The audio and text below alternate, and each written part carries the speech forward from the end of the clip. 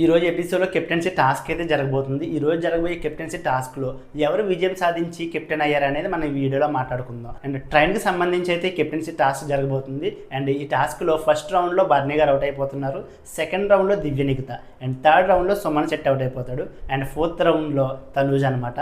And Tanuja అయితే first నుంచి చాలా సార్లు అయితే కెప్టెన్సీ కంటెండర్ లాస్ట్ వరకు వచ్చింది, అండ్ ప్రతిసారి ఎలిమినేట్ అయిపోతూ వస్తుంది. ఈసారన్నా తనూజ కెప్టెన్ అవుతుందని చాలా మంది అయితే వెయిట్ చేస్తూ ఉన్నారు, కానీ ఈసారి కూడా తనూజ అయితే కెప్టెన్ అవ్వలేదు. అండ్ ఈ సీజన్లో తనూజ ఒకసారైనా కెప్టెన్ అవుతుందా అనేది మనం వేచి చూడాల్సిందే. అండ్ తనూజ అయితే ఫోర్త్ రౌండ్లో ఎలిమినేట్ అయిపోతుంది. అండ్ లాస్ట్గా మిగిలింది ఇమాన్యుయల్ అండ్ రీతు అనమాట.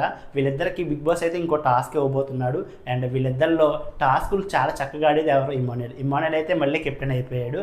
అండ్ నామినేషన్స్లో ఇప్పటి వరకు ఒక్కసారి కూడా నామినేషన్స్ రాలేదు. బిగ్ బాస్ సీజన్స్ అన్నింటిలో మాత్రం రికార్డ్ బ్రేక్ అనమాట ఇది. ఇమాన్యుయల్ ఇప్పుడు దాకా ఒక్కసారి కూడా నామినేషన్స్లోకి రాలేదు. అండ్ 10వ వారంలో కూడా కెప్టెన్ అయిపోతాడు కాబట్టి నామినేషన్స్లోకి అయితే మళ్ళీ రాడు. 10 వారాలు నామినేషన్స్లో కంటిన్యూగా రాలేదంటే రికార్డ్ బ్రేక్ అసలు ఇది. కానీ ఇది ఇమాన్యుయల్కి అయితే చాలా మైనస్ అవుతుంది, ఎందుకంటే ఒకసారైనా నామినేషన్స్లోకి రావాలబ్బా. అసలు తనకి ఎన్ని ఓట్లు వస్తున్నాయి అనేది మనకి తెలియాలి కదా. అండ్ స్ట్రాంగెస్ట్ ప్లేయర్, గేమ్స్ బాగా ఆడతారు, కానీ నామినేషన్స్లోకి వస్తే ఇమాన్యుయల్ అసలు ఓటింగ్లో ఏ పొజిషన్లో ఉన్నారనేది క్లారిటీ వస్తుంది. అండ్ 10 వారాలు అయితే కంటిన్యూగా అయితే నామినేషన్స్లో అయితే ఇమాన్యుయల్ లేడు. మళ్ళీ కెప్టెన్ అయితే ఇమాన్యుయల్ అయ్యాడు. తనూజ ఈసారి కూడా కెప్టెన్ కాలేదు. అండ్ ఫ్యూచర్లో అన్నా కెప్టెన్ అవుతుందా లేదా అనేది మనం వేసి చూడాల్సింది. అండ్ ఇమాన్యుయల్ మళ్ళీ కెప్టెన్ అవడం మీద మీరేమనుకుంటున్నారు? వీడియోని లైక్ చేసి మీ అభిప్రాయాన్ని కామెంట్ చేయండి.